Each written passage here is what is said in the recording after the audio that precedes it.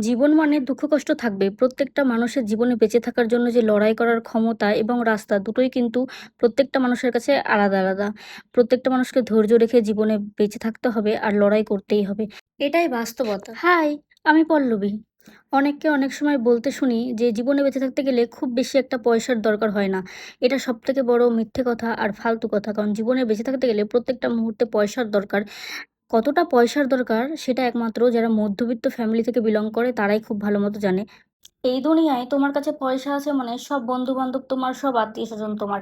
যদি তোমার কাছে পয়সা না থাকে তাহলে কোনো বন্ধু-বান্ধবও নেই, আত্মীয়স্বজন তো নেই। আমার মনে হয় প্রত্যেকটা মানুষের জীবনে এমন কোনো না কোনো দিন চলেই আসে যেখানে তাদের আত্মীয়স্বজনের কাছ থেকে তারা পয়সার থেকেও বেশি এক্সপেক্ট করে যে মেন্টালি সাপোর্টের। কিন্তু পয়সা তো দূরের কথা, সেখানে মেন্টালি সাপোর্টটাও তারা পায় না।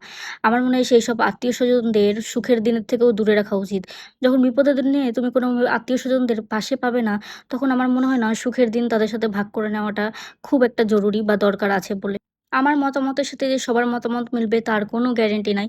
হতেই পারে অনেকেই ব্যতিক্রম আছে যারা নিজেদের ফ্যামিলি মেম্বার, বন্ধু-বান্ধবদের বিপদের সময় পেয়েছে। কিন্তু আমি এটা একমাত্র ওই নিজের মতামত থেকে বললাম। আজ অনেক জ্ঞান দিয়ে ফেললাম। আজ তবে আসি। Bye, by.